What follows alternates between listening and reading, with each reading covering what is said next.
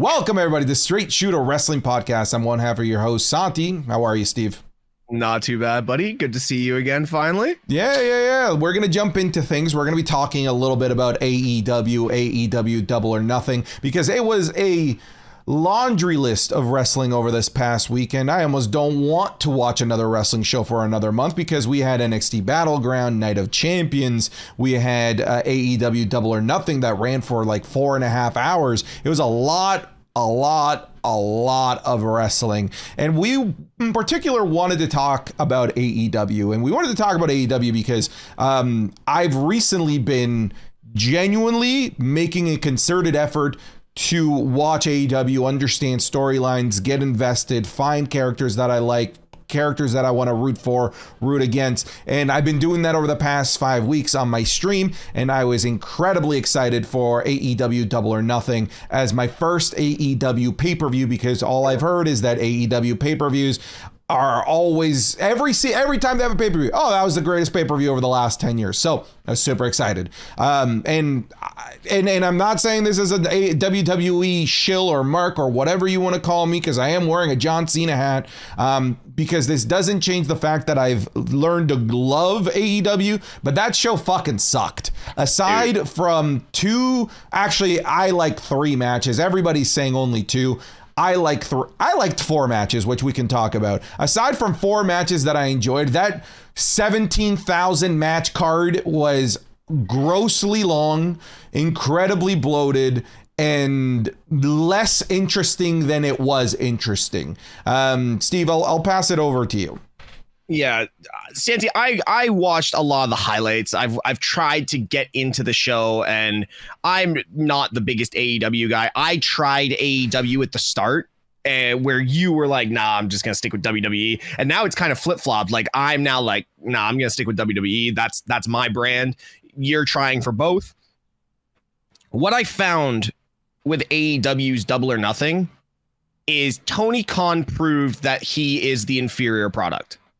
WWE will always outshine with their developmental, and they will always outshine with the main event.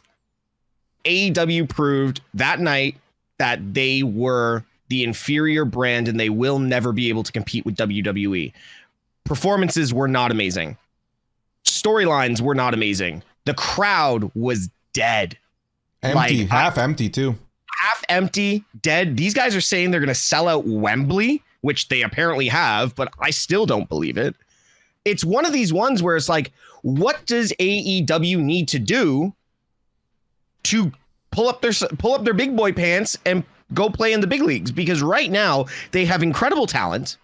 They have the ability to put on great shows, but for some reason it keeps falling flat. The one thing that made no sense to me is the Jade Cargill, Ty Valkyrie, or what? Valkyrie, right? Yeah. That match. What is the point in boosting Ty Valkyrie? Is it Ty Valkyrie? Yes. What's the point of boosting her with all these promos week in and week out about how she's going to be the one to beat the streak, just to have, no disrespect to Chris Statlander, because I think she's a great performer. No disrespect, but just to have Ty Valkyrie lose, and then Chris Statlander come and beat Jade Cargill in 2 minutes. Yeah, it was shitty Vince McMahon booking from the 90s, like Bret Hart losing to Yokozuna only for Hulk Hogan to come in and be the one that walks out with the title. Yes, I'm with you. That was you know what I found as a whole, and I don't even think that AEW diehards would disagree with me here. I think that their treatment of the women's division is dog shit. Their women's division is absolutely stacked with great talent, and yet their women's title match ended in about 3 minutes, a squash match. Title change, by the way. And you know, everybody comes out, oh, you know what, it's an injury. Don't have her come out. Strip her of the title. Strip her of the title. Make the title feel special. Do a tournament. Do something. And AEW has this nasty little habit of jobbing their injured champions. You remember CM Punk getting jobbed out to Moxley because of that foot injury. So they have that nasty habit. I'd like just strip them, Like that happens. Like no one's gonna think less of them because they were stripped of the title because they were being injured. Instead, you devalue their stock because Jamie Hayter, of course, and it doesn't elevate Toni Storm winning the way that she did. They do not treat the women's division as an attraction. WWE did not used to do that, but now women are definitely. I mean, 3 of the 5 of the 6-7 matches at Night of Champions were women's matches. One of the best matches of the weekend happened in the women's developmental system in NXT Battleground. So, like when it comes to women's wrestling, the WWE product, both developmental and main roster, leagues and light years ahead. And then we go to the main product, and man, like. It's like, and I not saying this to insult AEW because I really have learned to love it. Aside from the 2 matches, like, man, that was such a TNA show. Like, why is Chris Jericho having a geriatric match with Adam Cole, who should be having match of the year candidates? Like, that match was awful.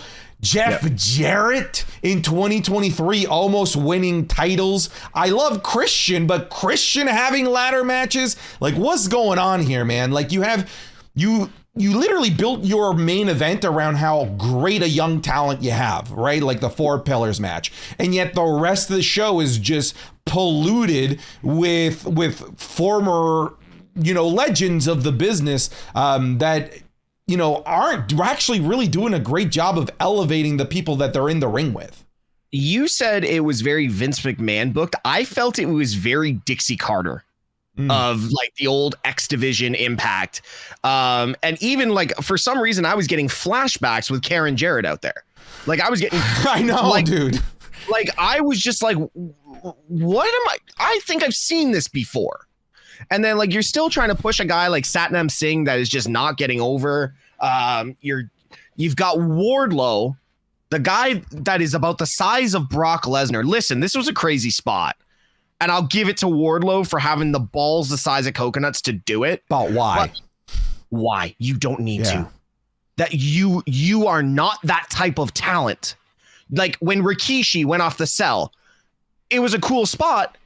But why? But why, dude? Like Rikishi doesn't need to do that. Like, I'm gonna be honest, Wardlow. That I loved the ladder match. I loved it without that spot too. Yeah, I loved it without that spot too. I think Christian did a great job of helping elevate Wardlow. But actually, funny enough, like there was the post match interview with MJF. I think he was referencing that, talking about how like some of these talented young folks in AEW are literally trying to kill themselves to get over when they absolutely don't need to. It's character work that gets people over. And I really think he was referencing that because that scared the shit out of me. He landed it beautifully though. Absolutely. But his tailbone's going to be hurting for a few days. Yeah. God damn, but like it didn't need to. He didn't need to. No, like, and if you actually watch the long shot of that, you go back and watch that long shot, there is 4 referees holding that ladder. Yeah. That just says why that didn't need to happen. When you need to put that much into making sure this guy doesn't kill himself, like it's just not needed. I feel that another spot, it was the super kick with the exploding shoe. Dude, I died laughing. I don't think that's what their intention was. I shouldn't have been laughing at that. I know, but again, it's kind of like the explosion of the ring. It just didn't need to be there. Yeah. Like Moxley's already getting beats and he's bleeding like Moxley always bleeds. But like the exploding shoe, like there was a lot of spots that I think Tony Khan wakes up in the morning and goes, yeah, sure, we'll do what that's on the wall. I think he just throws darts at the wall and prays something hits. And sometimes it's just like, are you really taking care of your talent to the point where like this is now getting dangerous? Yeah. I'm a original ECW, and like you and I went and saw a GCW death match, and these guys put their bodies on the line in the indies to make a name and go viral for themselves to get called up to the big leagues where they don't need to do this anymore, right? Minus Matt Cardona because he revolutionized his career going down to the indies. But these guys are technically on the main event. and you're acting like it's the indies, you're performing like it's the indies, you need to stop and realize your value, because your value is so much higher as an AEW talent that, you know, if WWE calls, you're gonna go. You're gonna work a grinding schedule, but nobody's gonna tell you to jump off a 30-foot ladder when you're 270 pounds. Yeah.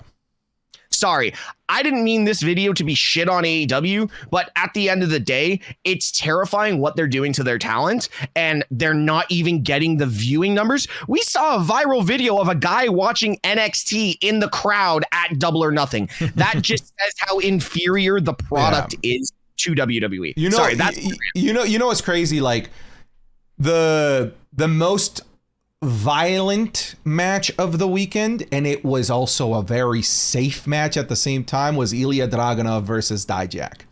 Like, that's how you make, like, dude, the way that they were hitting each other. Like, what was the craziest thing that they did? Like, a choke slam on, not a choke slam, but a slam on the steel steps. But it's the psychology, the way that their characters are working, that made me feel like that. Like, I remember that more than the Wardlow ladder spot, because there is a way to have a psychologically grueling, abusive match like those two had, where the damage doesn't go beyond surface level skin damage like bruises and welts. Meanwhile, you know, a giant ladder spot like that, you know, that's spinal damage potentially, right? Like, you know, like that surface level damage, like that's the stuff that like makes us as wrestling fans open our eyes, like, ooh, crazy, that's unbelievable. Look at look how battered and bruised Ilya is, right? That was the most violent match of the weekend, and it was so incredibly safe. Like, it was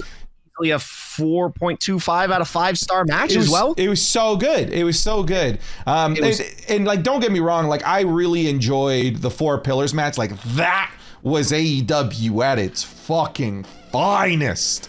Yeah. Give me more of that. I don't know. I didn't like the Anarchy thing. I didn't like the band. You know, I thought it was funny that the band played for like 25 minutes. I'm like, okay, this is just kind of like funny. And like, I didn't love it. This feels like a campy movie. It feels like it was different, and I enjoyed it enough for that. I actually would have liked if the band played the whole thing. Like, hey, you're gonna commit to the silliness, commit to it for the whole time, and I'm in. All right. And that's another thing about AEW. They seem to just do these quirky things, and it might get there, and then it just gets changed into something else. Yeah. You know. So it just feels like, again, Tony Khan's just throwing darts at the wall and praying something works. And right now, like, the views and the show numbers don't lie. Yeah, like ratings aren't the same as they were in the 90s and the early 2000s. Like, we stream and all these people have eyes on different ways, but still, at the end of the day, like, the numbers at this point don't lie. Yeah, it's also just really bizarre. I think AEW holds a lot of stock on their jewelry, like their gold. Like, it needs to be on the show, even if there isn't something like a great story being told, as opposed to using it as a, you know, as a good avenue. Like, rather than using it as a way to develop a storyline, I think they're just like, it needs to get defended. We don't have somebody for Orange Cassidy. Battle Royal. It was a really fun Battle Royal, but like I didn't really develop anything or anybody in there, right? But it was a good match. Tag titles, like, it's just like, well, we need it. We need to have a match. Why not create a storyline with somebody young, like the Acclaimed again, right? Like, those guys are incredibly over. Why Lethal and Jeff Jarrett? Like, I don't get it. There was the TNT title, even though the match was fun, was a like 2-week build between Christian and Wardlow. The women's title, that's the biggest joke of all. That just shouldn't have even been on the show. Give me Jay White versus Ricky Starks or something. The story that you're actually developing. Sorry. Jay White's been on the promotion for what, 4 months now, and we don't even know where he is. Yeah, he was in that Battle Royal. Battle Royal, right? So. Like, ultimately, I'm still gonna continue to give AEW a chance, but that I was very disappointed. Like, I much more enjoyed the episodes of Dynamite that I've been watching week in and week out than that pay-per-view, because it was 4.5 hours of mostly disappointment. But we'll see, man. And like the AEW fans at large, I think they're all under the agreement that this was one of their worst pay-per-views. So it's not as if like this is just coming from us. Like it seems to be a pretty common consensus.